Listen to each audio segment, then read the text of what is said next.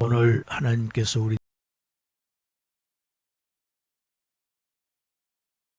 우리들에게 주시는 말씀,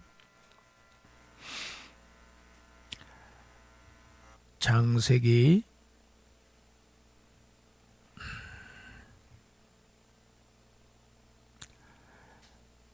13장 말씀을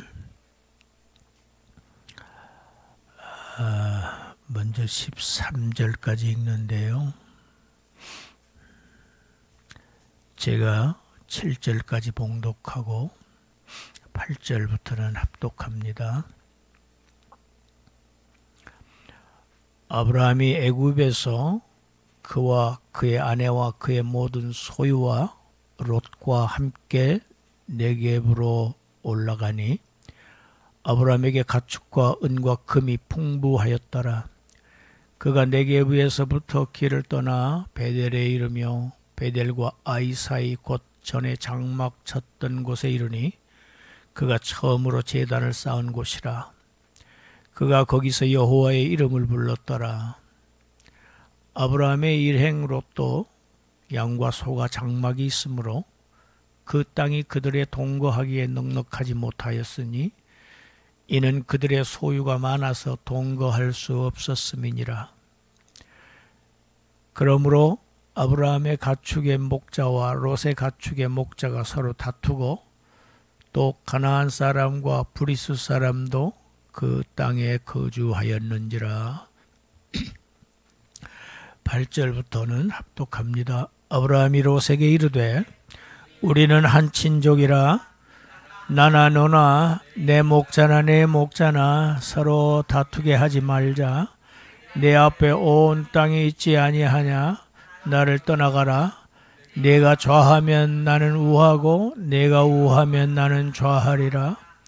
이에 롯이 눈을 들어 요단 지역을 바라본즉 소알까지 온 땅에 물이 넉넉하니 여호와께서 소돔과 고모라를 멸하시기 전이었으므로 여호와의 동산 같고 애굽 땅과 같았더라.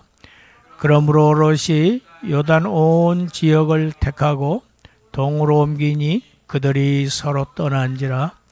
아브라함은 가나안 땅에 거주하였고 롯은 그 지역의 도시들에 머무르며 그 장막을 옮겨 소돔까지 이르렀더라.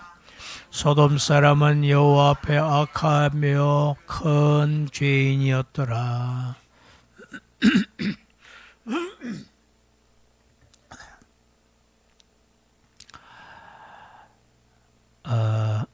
네겝 그 광야에서 애굽의 도움을 받으려고 내려갔던 이 아브라함은 아내조차 건사하지도 못하고 도움을 받기는커녕 자기 아내도 빼앗깁니다. 아주 수모를 당하고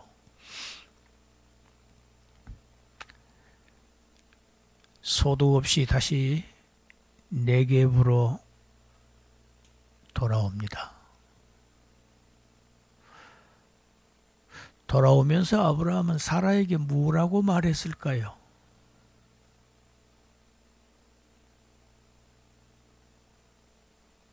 미안하다고 했을까요? 잘못했다고 했을까요? 회개했을까요? 아마 분위기가 묘했을 것입니다. 예전 같지 않겠죠.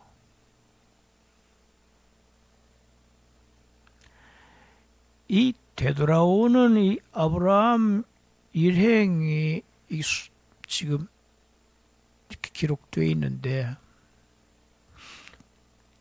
그 배열이 굉장히 특이합니다. 롯은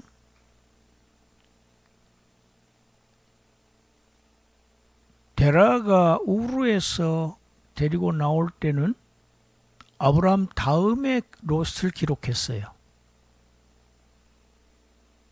아브라함과 롯과 통일선상에서 이렇게 표현이 되어 있는데 사라보다 더 앞이었단 말이지요. 제가 설교를 했습니다. 데라에게 있어서는 사라보다 롯이 더 중요한 위치였다는 것을 말해주는 것이라고 그랬죠. 그런데 창세기 12장 5절에서는 위치가 바뀝니다. 사라 다음으로의 롯이 나옵니다. 그러더니 이제 13장 1절에서는 어떻게 나옵니까? 제일 먼저 사라, 그 다음에 모든 소유면 가축들도 여기에 포함됩니다. 그 다음입니다. 아브라함의 짐승들보다 더 뒤편에 맨 끝에 배열합니다. 이 의미는 무엇인가? 아브라함과 롯 이 두 사람 간의 관계에 변화가 점차적으로 있었다는 사실을 지금 말하고 있는 것입니다. 고대 사회에서 부는 노예가 얼마나 되느냐, 가축이 얼마나 되느냐로 이 판가름 났습니다. 아브라함에게는 많은 가축뿐만 아니라 은과 금도 풍부했어요. 아마 이 중에 일부는 애굽에서 아내 덕분에 바로로부터 얻은 것들도 포함되어 있을 것입니다. 많이 주었다고 했으니까요. 아브라함은 굉장한 부자였습니다. 창세기 저 후반에 가서 보면은 자기 집에서 길리운 그 병사들만 318명이라고 그랬어요.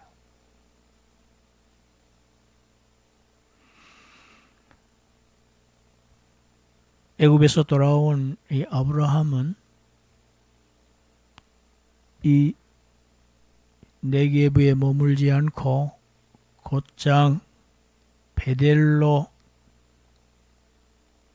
향합니다. 가나안을 떠나서 애굽으로 내려가서 이 아브라함이 겪었던 이 위기, 이 신앙의 위기를 지금 떨쳐버리고 아브라함이 가나안 땅에 처음 들어와서 하나님께 제단을 쌓았던 곳, 그곳으로 처음으로 다시 되돌아가는 것 모습입니다. 다시 시작입니다. 지금까지는 허송세월한 겁니다. 낭비입니다. 하나님의 뜻과 상관없이 자기의 의지와 자기의 계획과 자기의 방편으로 지금까지 보냈던 모든 시간들, 노력들 의미가 없다는 얘기입니다. 이제 아브라함은 다시 베델로 돌아와서 하나님 앞에 제단을 쌓고 세겜과 베델로 가서 하나님의 이름을 부르는 것으로 이제 자신의 신앙을 회복하며 하나님과의 관계를 되돌리는 겁니다. 지금 원래 상태로 되돌리고 이제 처음으로 다시 되돌아갑니다. 아브라함에게 많은 재산이 있었듯이 롯도 역시 굉장한 부자였다는 것을 성경이 말하고 있습니다. 그런데 이 5절에 보니까 롯도 양과 소와 장막이 있었다고 특이한 표현을 합니다. 이 장막이라고 하는 이 단어는 이 복수형 단어입니다. 장막들이 많이 있었다는 얘기입니다. 장막들의 용도는 목자들의 거주지입니다. 그러면 얼마나 많은 가축들이 있었고 그 가축들을 다루는 목자들이 얼마나 많았느냐 하는 것을 지금 간접적으로 표현하고 있는 이 오하림이라고 하는 이 복수형 단어입니다. 그런 정도로 롯은 아주 큰 부자였습니다. 그런데 이 본문 5절에 보면은 우리가 이 롯을 지금 표현하고 있는 이 표현을 보면요, 아브라함의 조카로 표현하고 있지도 않고요. 어떻게 표현하고 있습니까? 아브라함의 일행이었다고 표현하고 있습니다.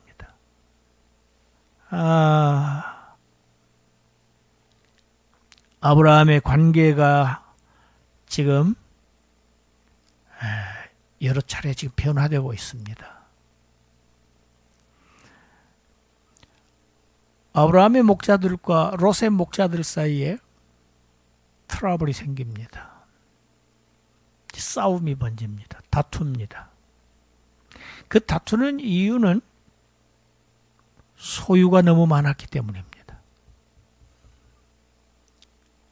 이 행로에서 지금 문제가 되는 것은 소유가 너무 많은 것이 문제가 됩니다. 여기서부터 시작이 됩니다. 목자들은 싸웁니다. 그런데 사실은요, 이 싸움은 대리전입니다. 주인을 위해서 싸우는 겁니다. 양들이, 가축들이 목자들의 소유입니까? 그렇지 않습니다. 그들을 잘 먹여야 주인이 점점 더 부강해지는데, 그들을 먹이려면 좋은 첫째 조건은 물이 넉넉한 곳이어야 합니다.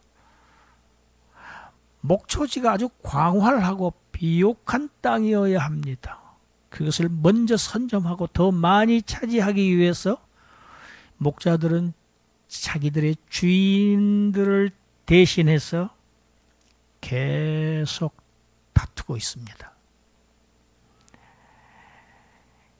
이 12장 6절에 보면 그 땅에 가나안 민족이 거주했다고 표현되어 있는데, 오늘 본문 7절에 보니까 한 민족이 더해져 있습니다. 브리스 민족이 더 첨가가 됩니다.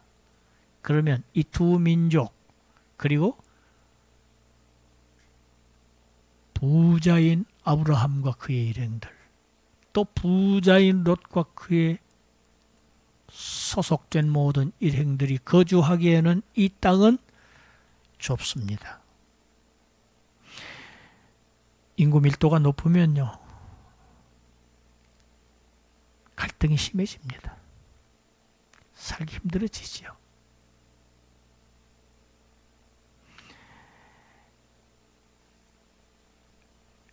아브라함 롯에게 말합니다.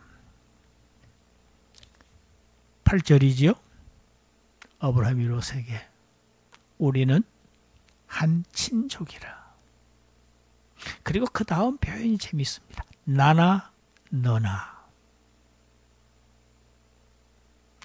아브라함은 이 목자들 간의 이 다툼을 단순하게 목자들만의 문제로 보지 않았다는 얘기입니다.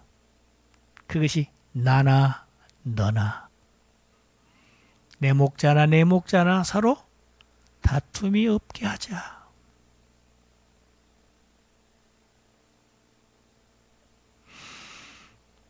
롯과 자신의 문제로 보는 겁니다. 이 다툼. 이 다툼이라고 하는 단어는요, 성경에서 항상요, 원망하고 불평하고 비난하는 그러한 내용을 가지고 있는 단어입니다. 연상케 합니다. 우리가 압니다. 출애굽기 17장에 보면 이스라엘 백성들이 무바실, 물이 없다고 모세와 하나님을 원망하면서 항의하고 불평하고 하는 장면이 나옵니다. 그래서 그들을 본 하나님께서 모세에게 명하시지요. 반석을 쳐라. 그래서 반석에서 물을 내서 그들을 마시우는 그 무리바 물 사건, 무리바입니다. 이 다툼이라는 단어는 무리바라고 하는 단어입니다. 무슨 이야기냐? 지금 양 진영의 목자들은 상대 진영의 주인들을 향해서 원망하고 불평하고 비난하면서 아주 심각하게 지금 싸웠다는 얘기입니다. 이 다툼이라는 단어가 그런 단어입니다.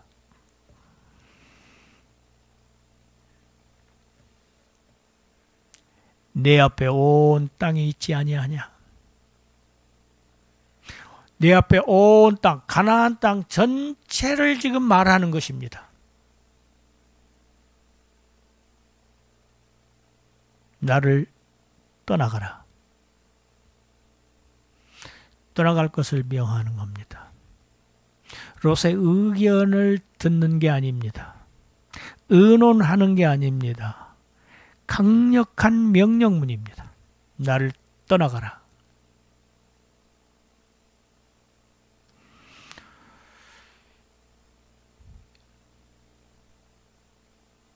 이 12장 1절에서 아브라함이 아버지의 집을 떠날 때는요, 롯도 자신과 함께 하나님의 약속의 그 기업을 물려받을 자로 여기고 그를 함께 데리고 나왔습니다. 애굽으로 내려갈 때도 함께 갔습니다. 애굽에서 올라올 때도 지금 함께 베델로 지금까지 계속 함께 동행했던 롯에게 왜 이렇게 단호하게 떠나가라고 할까요? 이유가 뭘까요?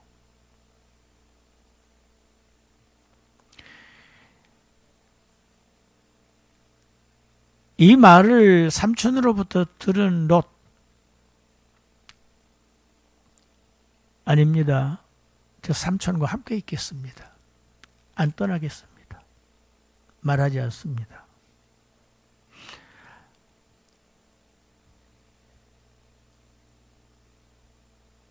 아브라함은 내가 좌하면 나는 우하고 네가 우하면 내가 좌하겠다. 선택의 우선권을 롯에게 줍니다. 당연히 아브라함에게 선택의 우선권이 있습니다. 그럼에도 불구하고 떠나보내는 롯에게 땅을 차지할 우선권을 그에게 줍니다.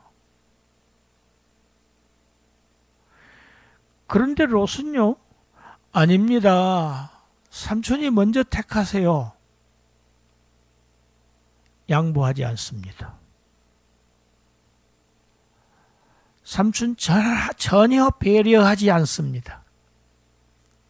말이 떨어지기가 바쁘게 즉시 그는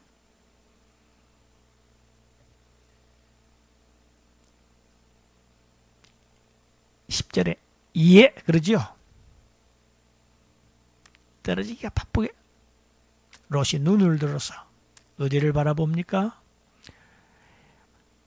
물이 아주 풍부한 요단 평야를 바라봅니다. 역시 땅 전체가 비옥합니다. 당시에 이 관건은 우물을 누가 소유하느냐가 아주 이 부와 직결됩니다. 목축이 주업이었기 때문에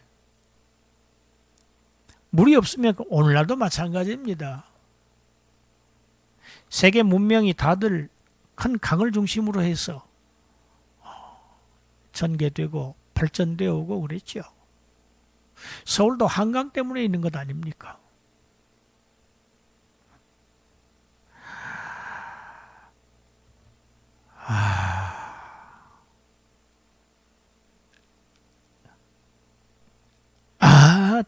아무 고려 없이 바로 이 요단 평야를 선택합니다.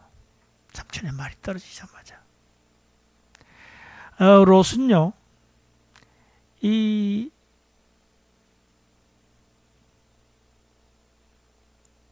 아브라함과 함께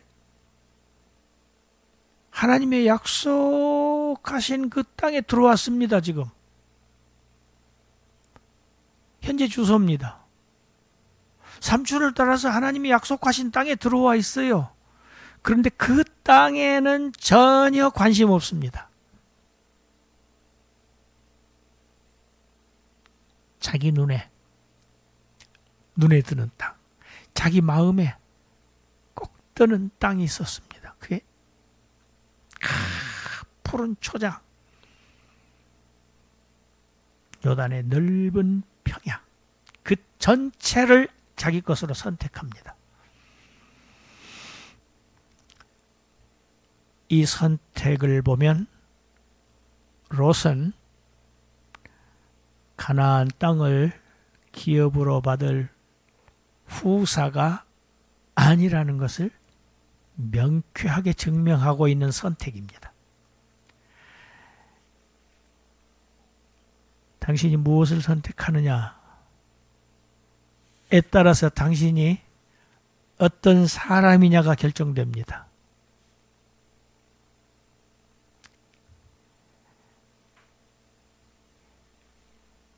우리 본문 10절 하반절을 주목해야 합니다. 롯은 잽싸게 유리한 땅을 탁 차지하고 말았습니다. 근데 10절 하반절은 뭐라고 얘기하고 있습니까? 소알까지 온 땅에 물이 넉넉한 땅이었다. 그런데 하반절은 여호와께서 소돔과 고모라를 멸하시기 전이었기 때문에 그 땅은 마치 여호와의 동산 같고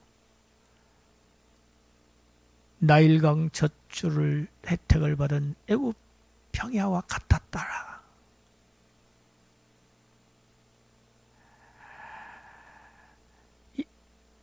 여러분, 여호와의 동산이라는 것은 이것도 제가 설교했습니다. 에덴 동산을 말합니다. 에스겔서, 이사야서를 제가 한번 읽어드렸습니다.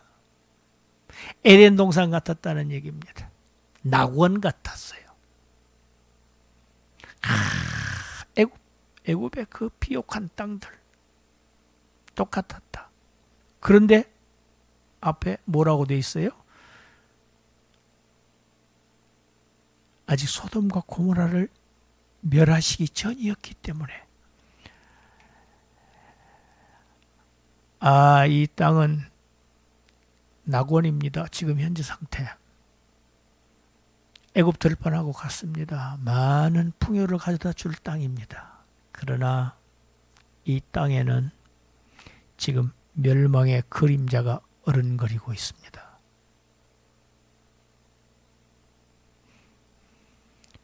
롯은 겉을 본 겁니다. 속을 보지 못한 것입니다.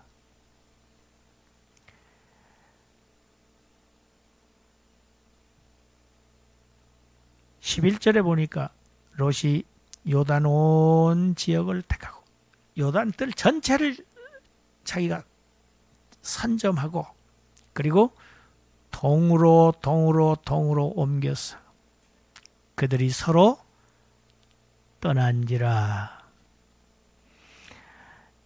여러분, 이 동으로 옮긴다는 표현이 아담 하와 때부터 있습니다. 아담 하와 이 선악과를 따먹은 후에 하나님으로부터 쫓겨나지요. 그래서 에덴 동편에 머뭅니다. 창세기 4장에 가인 동생 아벨을 죽인 후에 하나님 앞에서 쫓겨나서 에덴 동편에 정착합니다. 역시 11장에 니므롯과 일행들 하나님 앞에서 쫓겨나서 동방으로 옮기다가 바벨탑을 쌓고 성을 쌓고 탑을 쌓아 올립니다. 성경에서 동쪽으로 옮긴 사람들은 다 하나님 앞에서 쫓겨난 자들이.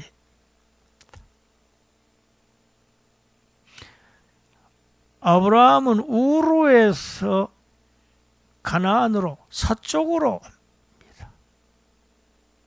성경이 이렇게 대조하고 있습니다. 당신이 가고 있는 방향은 어느 방향이냐? 동쪽인가 서쪽인가? 그들이 서로 떠난지라. 아주 우르에서부터 지금까지 계속 함께 있었는데 이제 물질 문제로 아브라함과 롯 사이의 분리의 문제가 지금 일어납니다. 분리, 나누어집니다. 성경은 자꾸 분리를 얘기하고 있습니다. 나눔.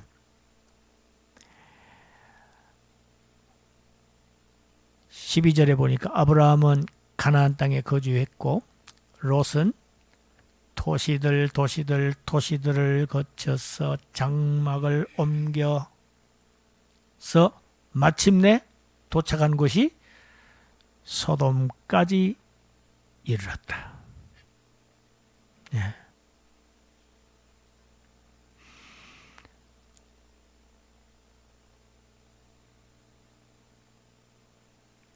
(12절은) 단순히 아브라함과 롯의 그 거주지를 대조하고 있는 데서 그치지 않습니다. 롯이 아브라함을 떠났다는 것은 사는 지역이 달랐다 이런 공간적인 개념이 아니에요. 둘의 관계론적인 의미입니다. 관계가 완전히 다르게 되었다는 얘기입니다.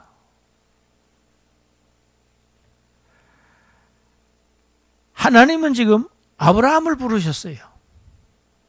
하나님은 지금 아브라함을 통해서 인류의 구속사를 써내셔갈 큰 계획을 세우시고 우르에서부터 불러내서 지금까지 아브라함과 함께 하시는 겁니다. 롯이 그 하나님의 축복의 통로인 아브라함과 분리된 이 현상은 곧 하나님으로부터의 분리입니다. 하나님의 은혜에서 떨어진 자입니다. 축복에서 멀어진 자입니다. 앞으로 무슨 일이 벌어질지 13절이 얘기하고 있습니다. 같이 읽어볼까요? 소돔 사람은 여호와 앞에 악하며 큰 죄인들이었더라. 하나님 앞에 힘이 큰, 문자적으로 보면은 하나님 앞에 힘이 큰 악인들이었고 죄인들이었더라. 하나님의 심판이 불가피하다는 것을 지금 미리 보여주고 있습니다.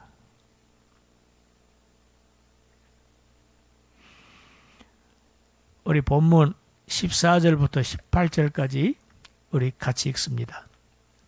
롯이 아브라함을 떠난 후에 여호와께서 아브라함에게 이르시되 너는 눈을 들어 너희 있는 곳에서 북쪽과 남쪽 그리고 동쪽과 서쪽을 바라보라.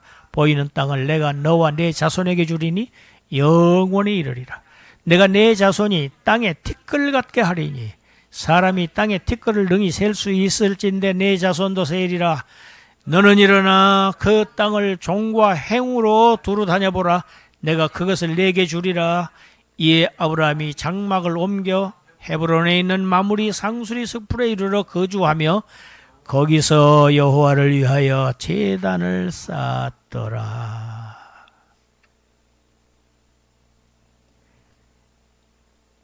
롯이 아브라함을 떠나기를 마치 기다렸다는 듯이 떠나자마자 하나님께서 아브라함에게 나타나십니다.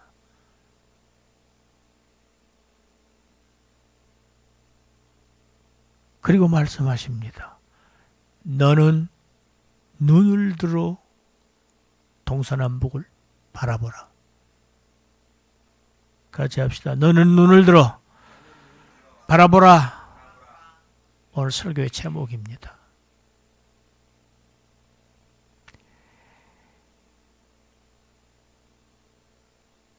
여기요. 눈을 들어 이 표현은요, 성경에서 하나님께서 사람에게 말씀하신, 눈을 들어 이렇게 말씀하신 건 딱 4번밖에 안 나오는 아주 귀한 구절입니다. 눈을 들어.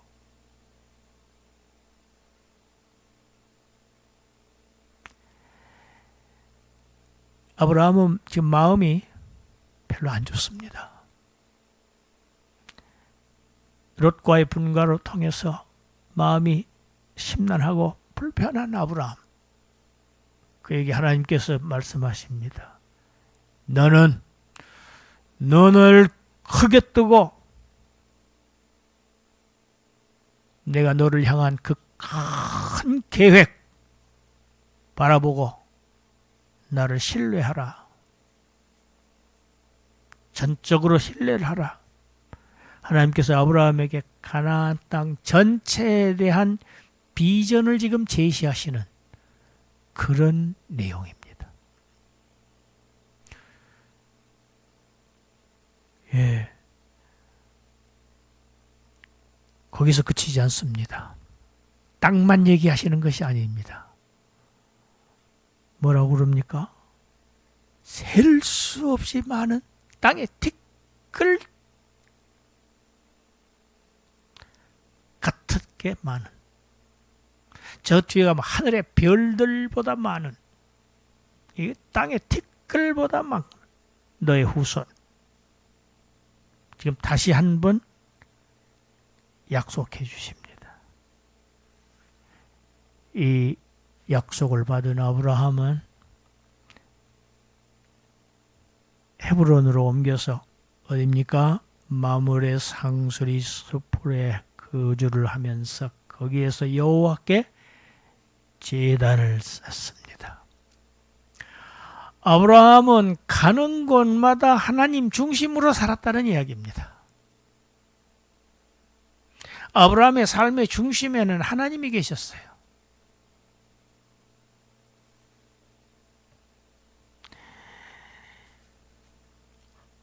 여러분, 과거 지난날 아브라함은 자기 생명을 부지하기 위해서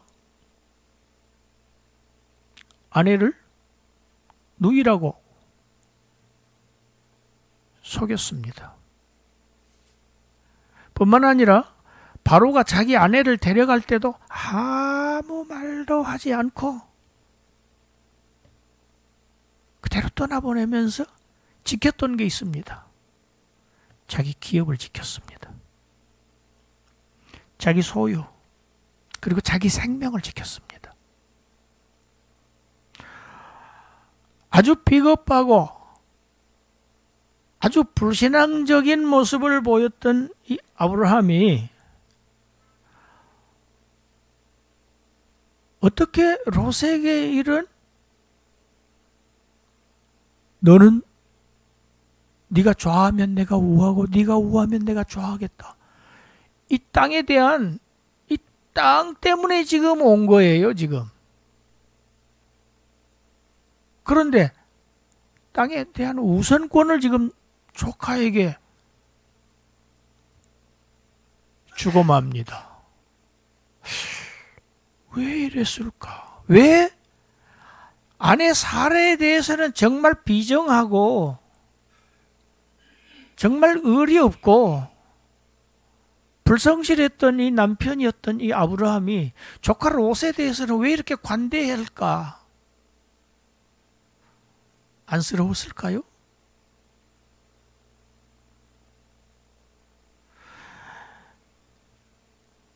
여러분, 이 결정은요,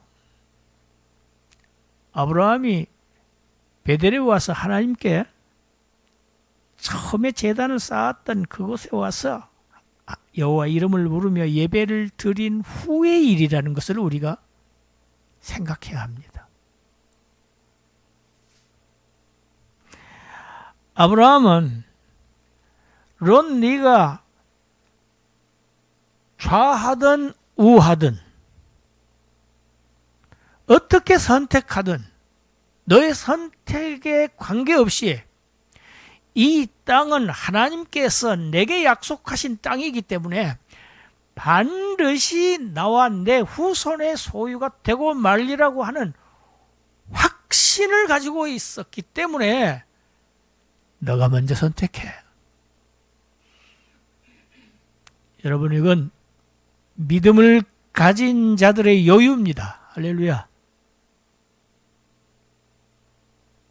믿음을 가진 자들의 어른스러움이에요. 왜? 인간의 선택의 여하에 따라서 하나님의 결정이 변할 수 없다는 사실입니다. 하나님의 절대 주권을 지금 확고하게 붙잡고 있는 아브라함을 볼 수 있습니다.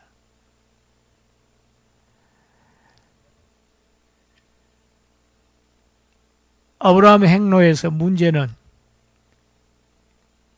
지금 물질 문제에서부터 출발합니다.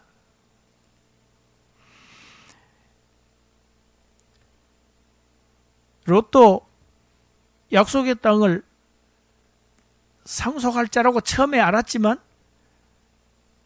여러분, 롯이 약속의 땅을 상속할 자격이 있는 자입니까? 아닙니다. 롯은 이 하나님의 약속의 땅을 이 기업으로 물려받을 후손도 아닐 뿐더러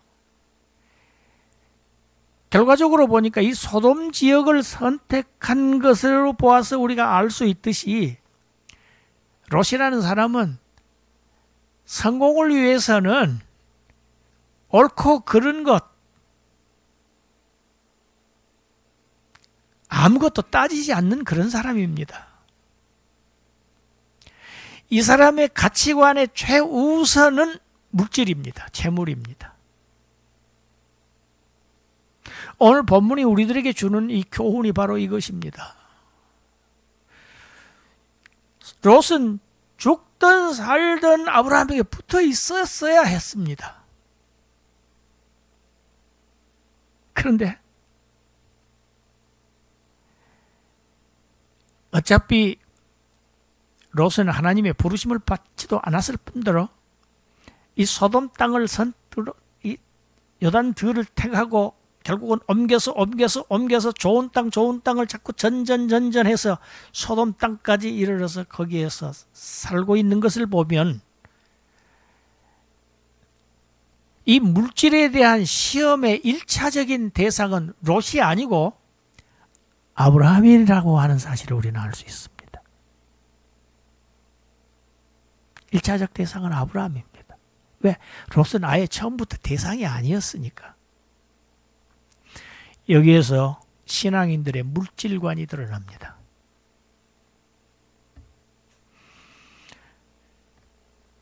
나를 떠나가라 할 때 롯은 자신의 눈을 들어서 바라보았다고 되어 있습니다.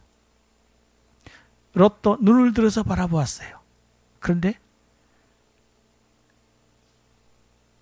그 눈은 롯 자신의 관점에서 본 자신의 욕망의 눈, 탐욕의 눈으로 본 그 결과는 요단들이었고 그 종착지는 소돔, 하나님의 불심판의 대상지였습니다.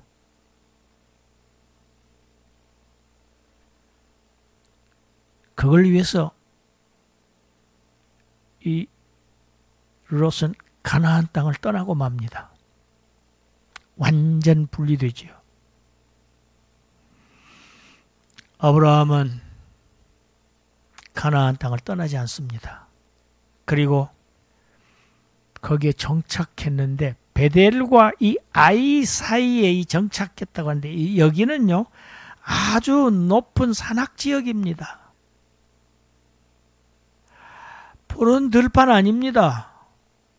아브라함의 많은 그 가축들을 키우기에 적당한 장소가 아닙니다.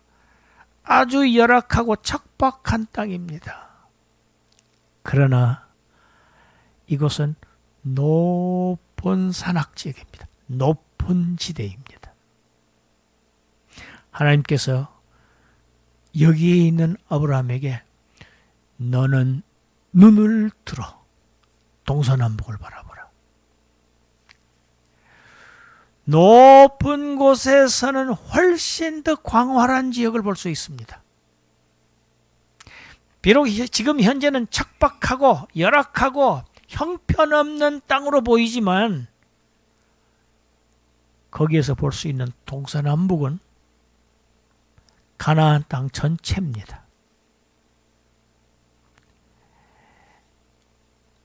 하나님이 부르시고 하나님이 땅을 주시겠다고 받은 이 하나님의 사람 아브라함은 자신의 눈으로 자신의 관점에서 바라보지 않았어요. 하나님의 지시에 따라서 하나님의 말씀에 따라서 눈을 들어 바라본 그 땅은 가나안 땅 전역이었습니다.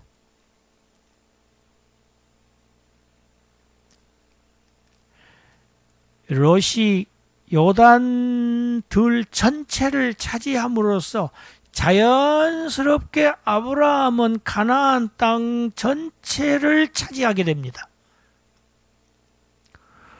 먼저 선택권을 주었다고 해서 불리할 것 같은데 결과적으로는 자연스럽게 하나님의 약속의 땅을 다 차지하는 이러한 축복을 받습니다.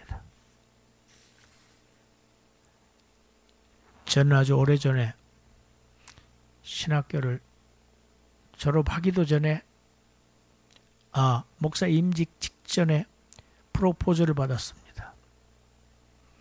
저희 신학교 분교장님의 프로포즈였어요. 안수받으면 바로 와서 교수를 하고 총신교회 부목사로 있다가 내가 교회를 담임을 시킬 테니까 담임하고 하라고. 굉장히 매력이 있는 프로포즈 두 개를 동시에 받았습니다. 마음에 쏙 들었습니다.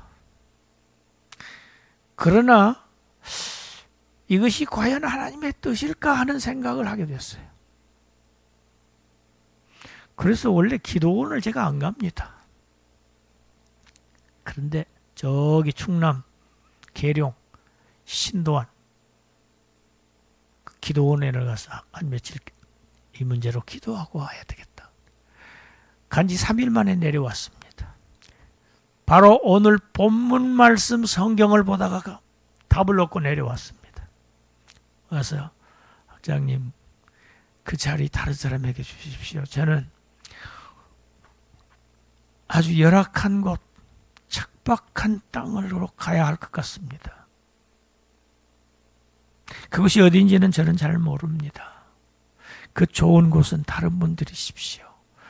후회할 텐데 후회해도 할 수 없습니다. 그리고 난 결과가 본교에서 제가 강의를 하게 됐고 교회를 개척하게 됐습니다. 만약에 제가 그 제의를 받아들였으면 저는 우리 교단에 지금 남아있지 않습니다.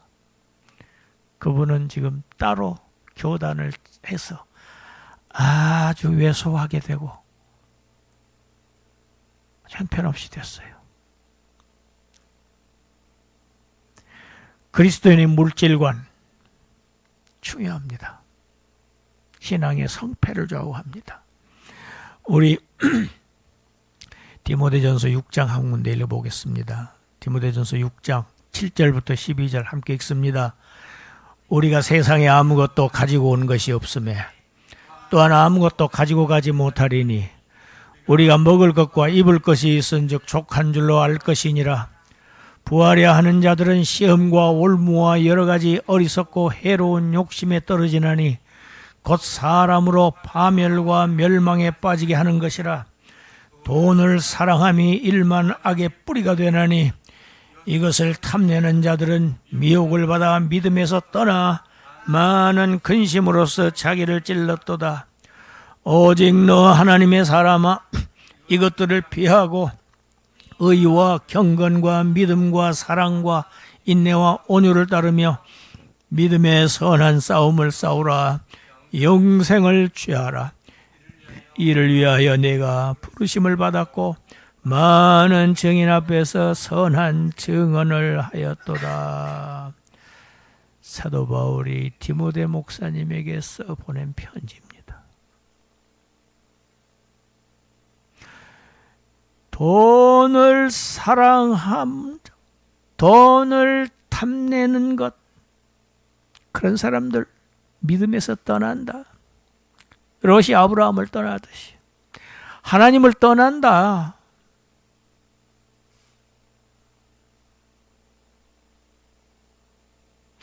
돈을 쌓아두려고 재물을 쌓아두지 말아라. 그 재물을 쌓는 것은 바로 근심을 쌓는 것이다. 그 근심이 자기를 찌르는 가시가 되고 만다. 너 하나님의 사람아, 이런 것들을 피하라. 이런 것을 따르지 말고 무엇을 따를 것이냐? 오직 의와 경건과 믿음과 사랑과 인내와 온유를 따르라. 그리고 믿음의 선한 싸움을 싸워라. 영생을 취하라.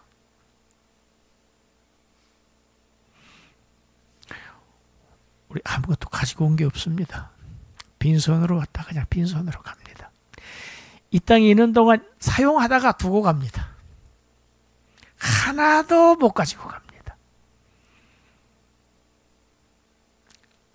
알렉산더의 관에 빈손을 내놓고 간 이야기 유명하지요. 입을 것과 먹을 것이 있으면 족한 줄로 알라. 할렐루야. 많이 있다고 6끼 10끼 먹지 않아요. 많이 먹어봐야 3끼 먹습니다. 제가 잔뜩 배고팠다가요, 어제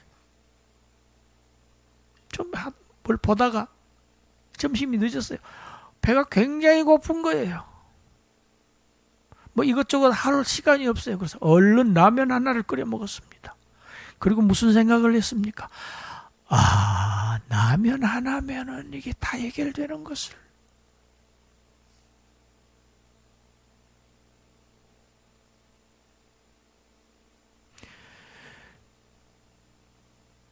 눈이 다릅니다. 눈이 달라요. 롯의 눈과 아브라함의 눈이 다릅니다. 지금 눈이 다르면 바라보는 것이 다를 수밖에 없습니다.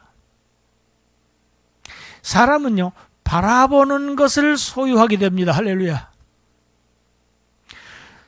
물질에 대한 탐욕의 눈을, 자신의 그러한 눈을 가지고 바라본 롯의 눈에 보인 것은 요단의 물이 넉넉한 평야지였습니다.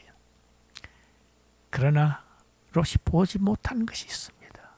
거기에는 소돔 불심판이 어른거리고 있다는 사실을 모른 겁니다.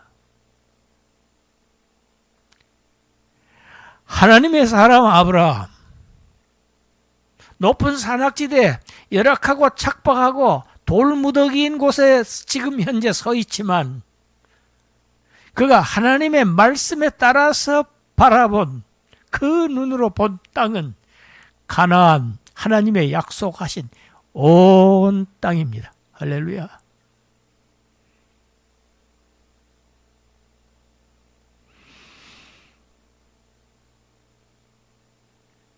믿음의 눈을 가지고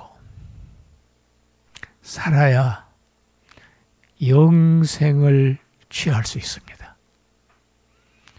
믿음의 눈을 높이 들고 땅만 내려다보지 말고 돈 하지 말고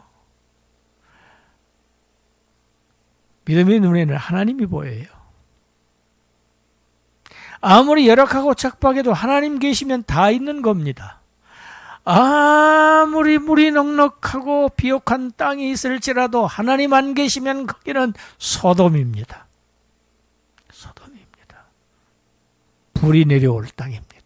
하나님의 저주하실 땅입니다. 눈을 높이 들어 하나님의 약속하신 그 땅을 바라보며 마침내 영생을 쟁취하시는 그러한 저와 여러분들이 되시기를 주님의 이름으로 축원합니다. 기도합니다. 하나님, 아브라함과 롯의 이 분리의 과정을 통해서 우리에게 귀한 교훈을 주시니 감사합니다. 너는 눈을 들어 동서남북을 바라보라. 하나님의 약속, 하나님의 약속하신 말씀을 따라서 하나님의 약속하신 그 땅을 바라보며 위를 바라보며 사는 위의 백성, 하늘의 백성들로 살아가게 하시옵소서. 마침내 그 땅의 주인공들이 될 수 있도록 축복하여 주시옵소서. 예수님 이름으로 기도드리옵나이다. 아멘.